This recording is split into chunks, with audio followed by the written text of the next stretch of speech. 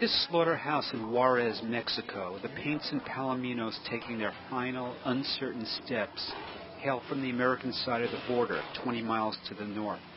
Last of the ancient relics that have been doing service on Lower Market Street was given its final drive yesterday, and promptly at noon, the Sutter Street electric cars were started down Market Street to the ferries. San Francisco Examiner, June 4th, 1913.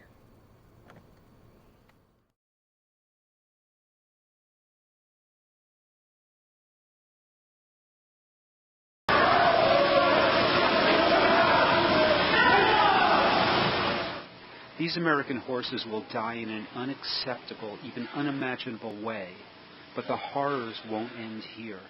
It's easy to pretend we don't see the horses that are being shipped to slaughter in Canada and Mexico. It's easy to pretend that the wild horses are living comfortably out there somewhere, not being chased by helicopters and not being rounded up. It's easy to pretend that all those things aren't going on out there and focus on the most public horses in the world, the horses outside Central Park, the horses in Philadelphia. And these horses have happy lives and people who love them. There's a lot of people right now who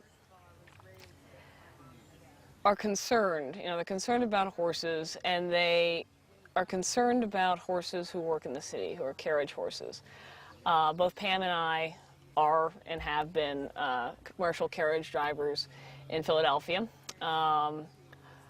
I have toured the stables in New York City. I have many friends in the carriage business there.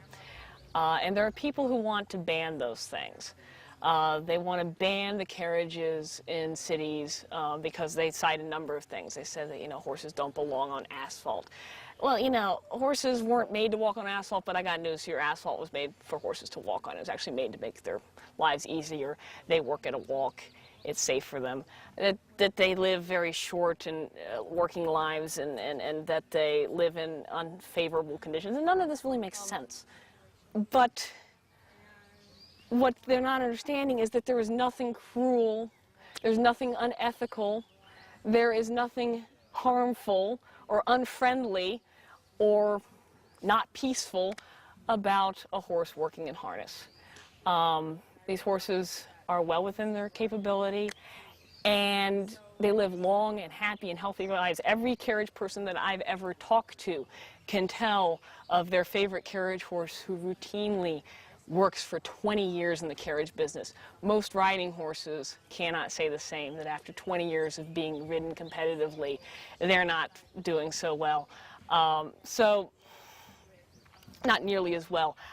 I've seen the vets at New Bolton, having seen the x-rays, full body x-ray of a carriage horse that's worked in Philadelphia for 20 years, being like, where's the arthritis? Where's the damage to the joints? Where are all these things that they're supposed to be there? I mean, we've been told by all these organizations that they're supposed to be there, and we see it in riding horses. Where's all that stuff that we're supposed to see for this, because it's so bad for them? And the truth of the matter is, it's not. It's very easy work for them. It's very healthy work. It keeps them healthy. It keeps them healthy for a long time. So when people want to ban carriages, they think because they're putting the horses out of the city and they no longer see them, they think that they've done some good.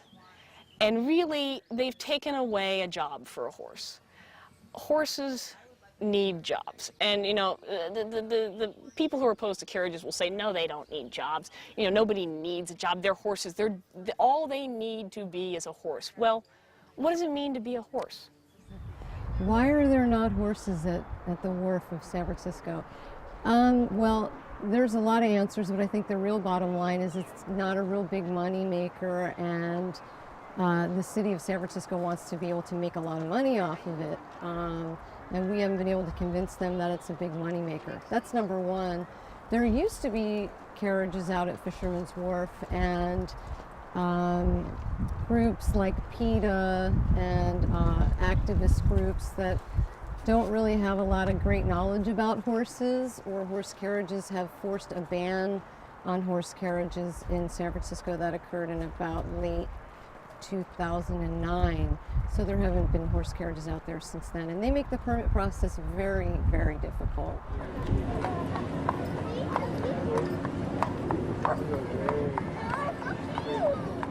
we've been trying to get horse carriages out in Golden Gate Park, which I think is perfect.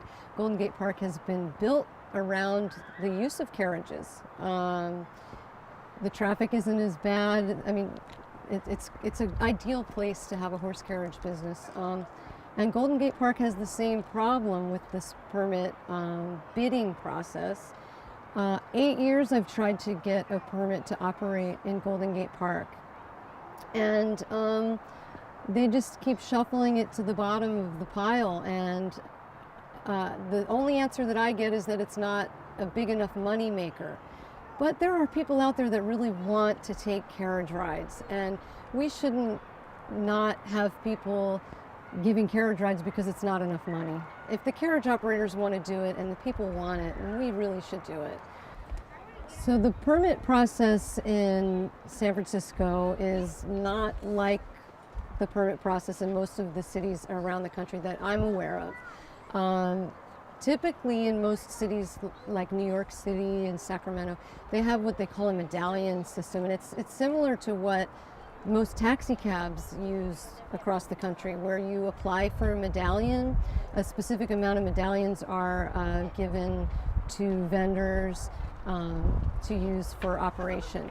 San Francisco doesn't use the medallion system. What they do is they have a bid. So in this bid, they choose one company to operate non-exclusively. Now, if you can put that together and iron that out, help, because when you only allow one company out in one area to service millions of people, you are making it an exclusive permit. There's a problem with that, I think, and it's very difficult to get that non-exclusive permit. It goes out to bid.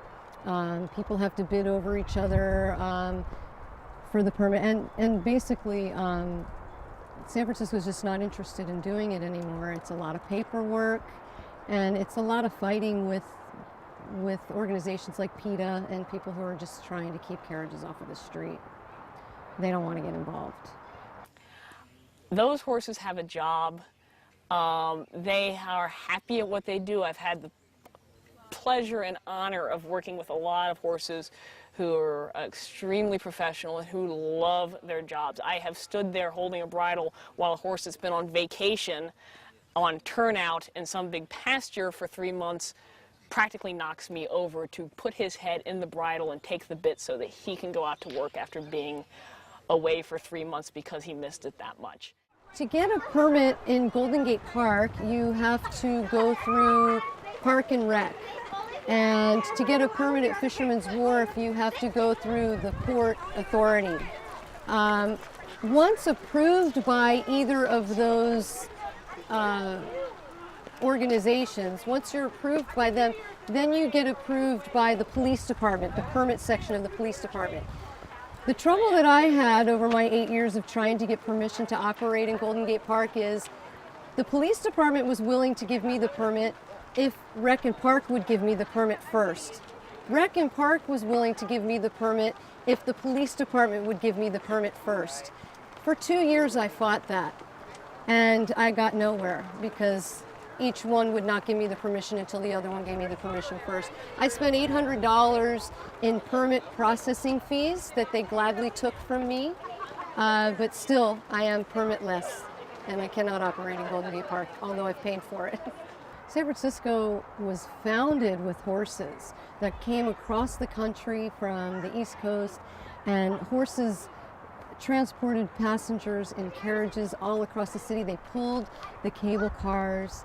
San Francisco needs horse carriages. And I think there are a lot more people out there that would appreciate seeing the carriages than people that are against it.